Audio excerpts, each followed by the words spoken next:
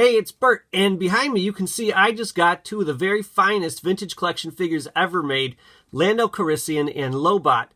And I thought, you know what? It's time to revisit my carbon freeze diorama and step it up a notch. So that's what today's episode is all about. No Skill Customs. So here's what you get with one carbon freeze playset. You get the cylinder that the carbon block goes into. You get the main base, steps, and a level that's kind of the steps lead to, and then these kind of wiry things. And a lot of people weren't too happy about that. I for one appreciate just how difficult it would be to make this on my own. So I was thrilled with this set. Obviously, though, you're really only getting half of a carbon freeze chamber, so it would cost you about $100. Maybe now, though, I've seen some on clearance, maybe just $80 to get the full play set. Because really, they are essentially selling you half a play set, but I think that's not a bad thing. If you're someone that doesn't have huge amounts of space to display such a big setup, you could just do a little half setup and it would fit on a bookcase. So I don't think that's all that bad. But anyways, with just a little bit of poster board and some lights, you're going to step this up to a pretty nice display. And then I'm also going to show you how to upgrade it even beyond that to have a near cinematic experience when you have this all put together. All right, first thing, if you're going to put together a full display with the full circle, you'll notice that they kind of, all you have to do is bump into it and it all comes apart. So I'm going to show you how to use some binder clips to hold that together. All right, just flip it upside down and the binder clips can just go right like that. And they hold it together pretty firmly. All right, the next essential thing you're going to need is some poster board. I'm actually using 3, maybe 4 sheets of black in my setup, and 2 sheets of blue. Now, the first dollar store that I went to had this color blue, which is like really pale. It almost looks like white on the screen here. And the second dollar store I went to had this beautiful blue, which is really ideal. It's really vivid, really bright, looks fantastic. Okay, so first I'm going to show you the most basic setup using just the poster board and some lights. But you might want to upgrade it a little further and get some more things while you're at the dollar store. So I'll get into those a little bit later. Now, as it is, the poster board on its side is actually a pretty good height for this display. But some of you might have more cramped space like I do. And so that's going to demand that you cut the poster board to the height that you need. Okay. All right, here you can see I've got the blue and black poster board in place. Now, the reason I needed so much black is because I wanted to put some on the ceiling, which I don't normally do for my setups, but I thought with this setup I might want to, have stuff hanging down and stuff, so I did that. Already you can see that adding the poster board back there makes this a pretty cool setup, but now let's see it with some lights. For the lights, one cool option is just getting these cheap fairy lights. Okay, you get I don't know, maybe 20 lights on a string, and you can put them under there, and you can see it already glows pretty nicely. Really brings out that orange. You just want to make sure that when you're doing this, you get a set of warm fairy lights, not cool ones, okay? Because the cool ones are not cool. What I mean is the cool ones will make things kind of green. Let me show you. This is with the warm light and looks fantastic. The cool lights are just so blue that when you put them under there, it kind of turns your carbon freeze playset green. So just flip your setup over, and then you can just tape these guys down onto the bottom. You just want to make sure that your the little switch there is someplace where you can access it. And then you flip it over. And it looks pretty great. Now the problem is you can kind of see the individual lights. So if that bugs you, I got another option. And the other option's right here. It's these puck lights. And I think a number of different companies make these. I got mine from Capstone. And what's really cool is they work by remote. It does take a lot of AAA batteries though. But the other cool thing is you can program them to be different colors. Red, green, or blue. So what I do is I have one set up for blue. And I shine that on my back wall. And then the rest of them I have set to white, and I shine those underneath. All right, let's turn those lights on. And already, I mean, doesn't that look fantastic? But I've got even more options for you folks than this. Okay, but you could stop here and it's a pretty great looking display. Having the puck light so visible was bugging me, so I came up with two things.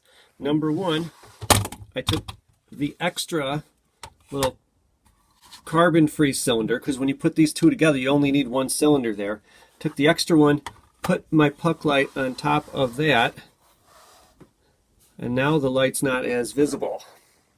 Okay, whoops, I can still maybe tuck it in just a little more. All right, it's lighting up those stairs, but you see, instead of seeing, you know, a bright white puck light, you see those things.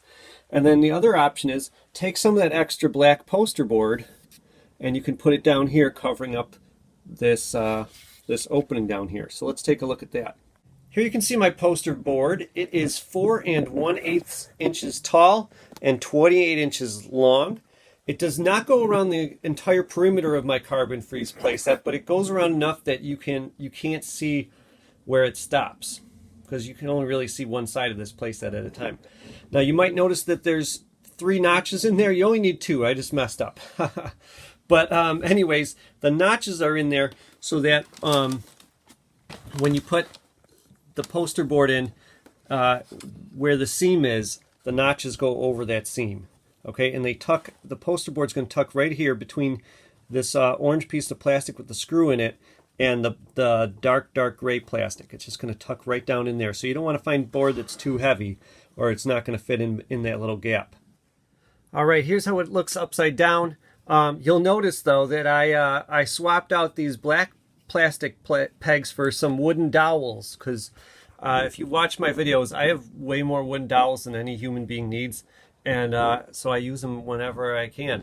I figured since you're not going to be able to see these once you have that black board there, might as well use something that isn't that important.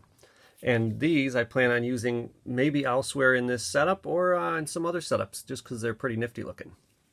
All right, so here it is with the black board there, but I'm not done yet. You can see the little gap where I messed up with my cutting. If you want a little more detail with that base, you can get this from Cardboard Galaxy. I believe he has a website and a shop on eBay, and this was a pretty nice piece. Comes as 2 parts, but it has, you know, all sorts of little pipes and wires and doohickeys and stuff like that. And this right here is an adhesive strip. You just want to make sure that you have them matched up correctly before you put them together. Now the Cardboard Galaxy piece is actually only 4 inches tall, which actually I think is a better height than what I cut. So if you're cutting that poster board, I would just cut it to 4 inches, maybe 4 1/16. But 4 1/8 actually seemed a little bit too tall for the pegs here. And you don't have to cut notches into the Cardboard Galaxy piece, because it actually only wraps around half of the base. Here it is with the Cardboard Galaxy base, and as you can see, it looks pretty amazing. They did a great job really matching up the tones of this, even though this is like a silver metallic and there's no metallic paint on there. You can see it's pretty dark and cool looking. You might actually want to put a piece of poster board in there so the bright lights underneath don't you know, create little shadows and stuff where the seam is. This is the seam right here. But I'm still not done, folks, so I got a lot more ideas to make this even more authentic and accurate to the movie. So let's keep going. When you look at the carbon freeze chamber in the movie, you can see that the stairs, they have 2 sets of stairs, which you do get by getting two of the carbon freeze playset sets. But the stairs are actually opposite each other, and in the space I have allotted for this, I don't have enough room for 2 sets of steps and 2 landings. So what I'm going to do instead is actually use the landing as one of these platforms that's off to the side of the main carbon freeze chamber. If you look, there's a series of these kind of rounded platforms, and each one has these pipes sticking off of it. So check out what you can do. Since you don't need any of those shorter pegs because you've replaced them all with dowels like I have, you can put those shorter pegs on this platform. Then put the platform back here, and you can add those taller pegs on top. All I did was just put a little bit of sticky tack on top of each one, or on the bottom of each one, and stick it down there. I mean, I suppose you could glue it if you wanted to do something more permanent, but I'm always updating and changing my display, so I don't do much that permanent. And now you have one of those background little pedestal things. I'm still not done though, so I'm going to add some more details on the actual main platform of the carbon freeze chamber. Alright, so I took little pieces of wire and I bent them in an L shape like this, and then I'm going to put a little bit of polyfill and kind of stick it onto them. From there I just kind of slide the bottom of that L shape underneath the little gray grills, and it stays in there pretty well. For the junk that's kind of on the platform of the carbon freeze chamber, I just used a bunch of fire extinguishers, chopped off the top, and added little greeblies to the front just to make them a little more decorative. And then I saw something that kind of looked like this. I used a marker cap and I broke up my Molotov chrome pen for that.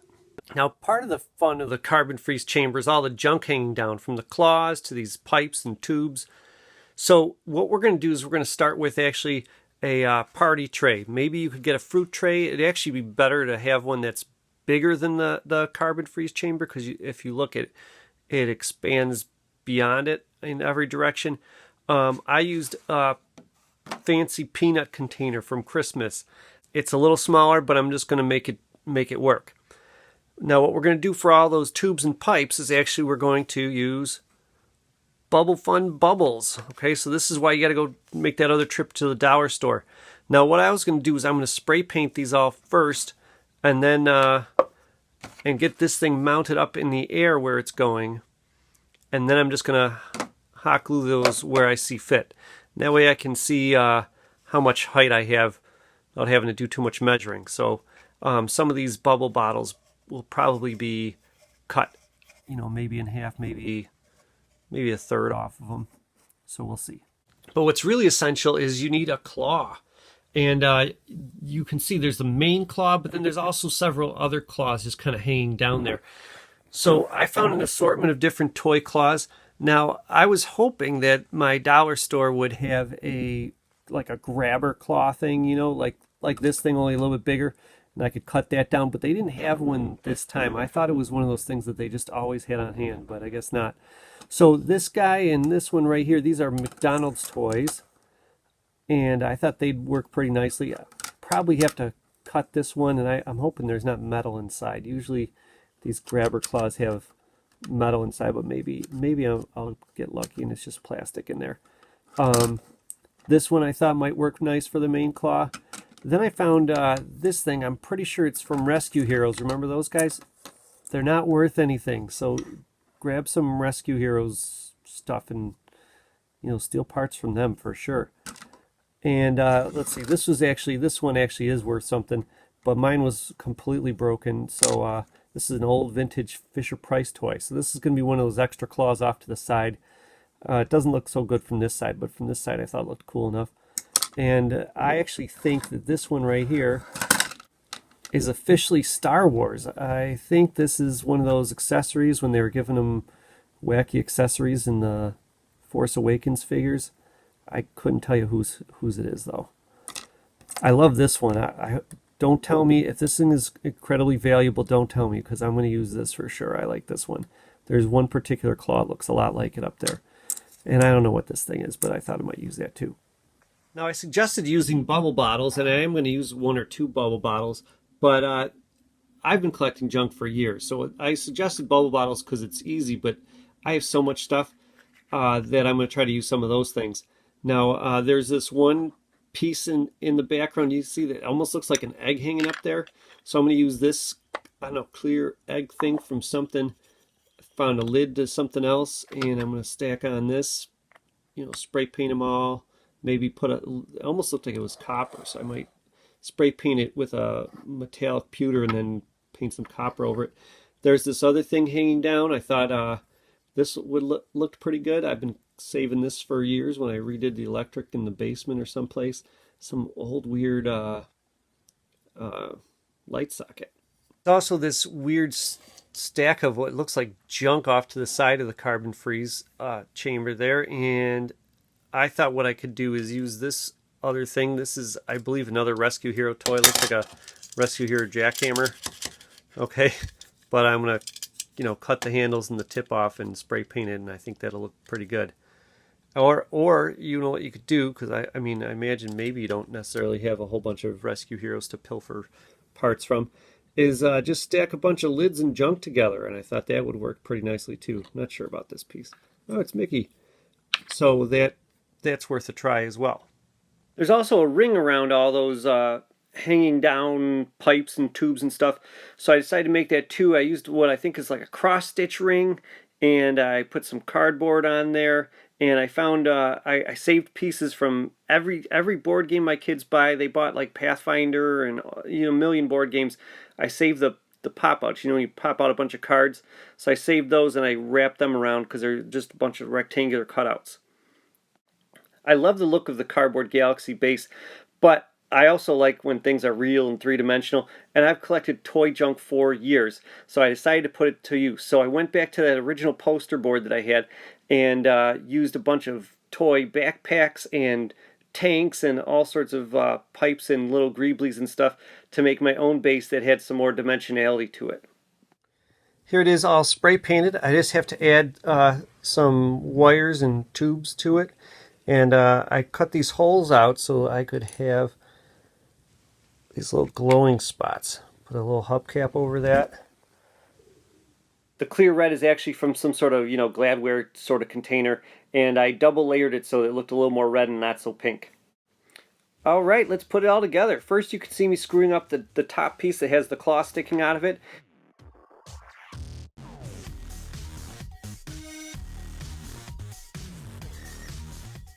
Then I'm assembling the ring that goes around that, and then I'm going to start hot gluing all those little pipes and tubes and things like that.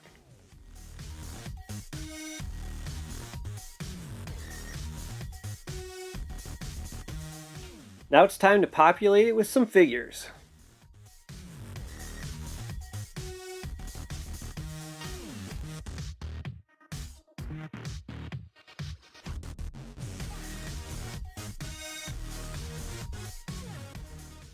And here's the finished product.